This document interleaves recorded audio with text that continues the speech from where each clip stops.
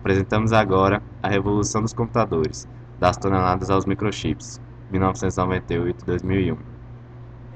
O mundo estava mudando. O fim da década e até mesmo do milênio estavam chegando, ao passo que a indústria da tecnologia avançava cada vez mais.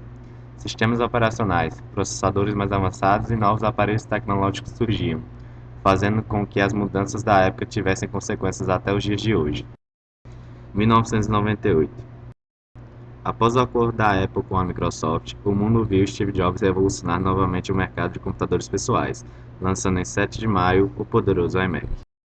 Em 25 de junho, a Microsoft lança o Windows 98, que possui a completa integração com a internet utilizando o Internet Explorer 4, um novo sistema de arquivos FAT32, melhor interface gráfica e suporte a USB.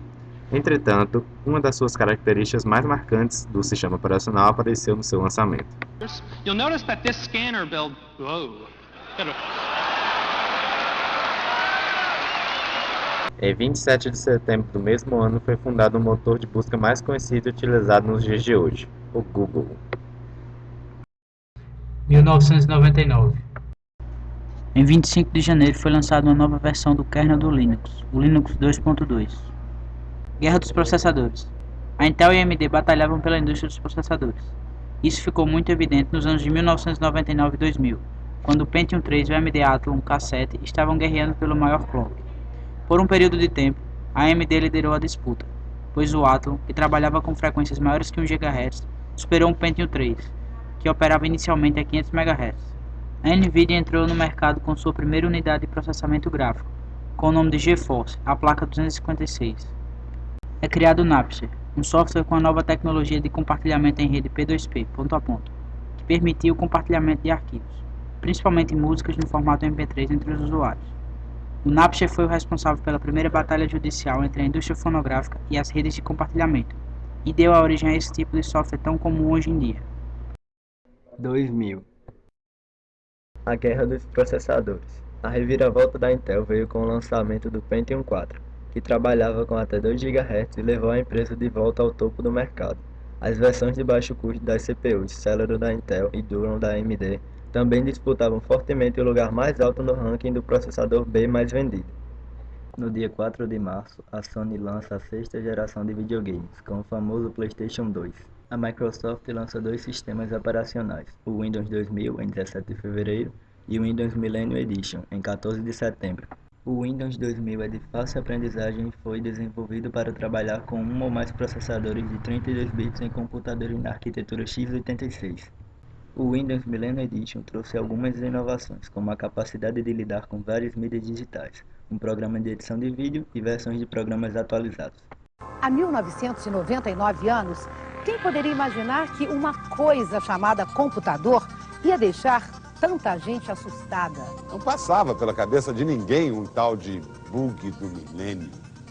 Um dos fatos marcantes do ano 2000 para a informática foi o bug do milênio, que foi como ficou conhecida a falha em que os softwares em questão, sobretudo os envolvidos com economia e contabilidade, enfrentaram com a virada do século.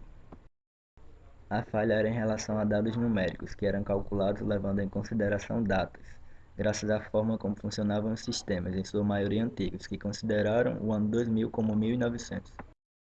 Imaginava-se que as consequências disso seriam terríveis, principalmente em relação a juros de aplicações bancárias e cobranças, mas felizmente elas foram contornadas com relativa facilidade e quase sem danos.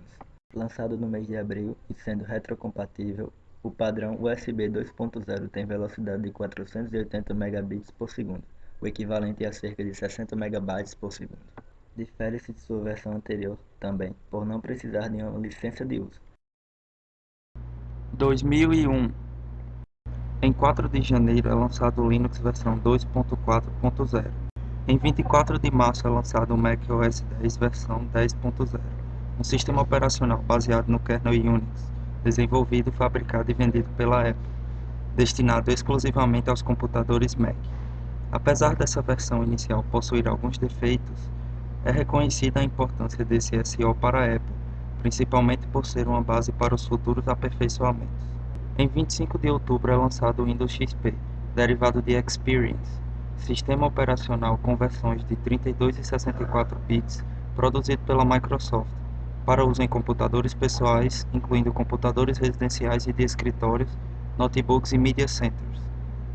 É o primeiro sistema operacional para consumidores produzido pela Microsoft e foi construído em nova arquitetura em núcleo, Windows NT 5.1. Na indústria dos games, foi lançado o GameCube da Nintendo em 14 de setembro e o Xbox da Microsoft em 15 de novembro, consoles da sexta geração que competiam junto com o PS2 pelo mercado dos videogames. No dia 23 de outubro, a Apple lança a primeira linha do iPod, player de áudio digital que se tornou um dos produtos característicos da empresa e que obteve sucesso ao longo do lançamento de suas versões nos anos seguintes, existindo até hoje.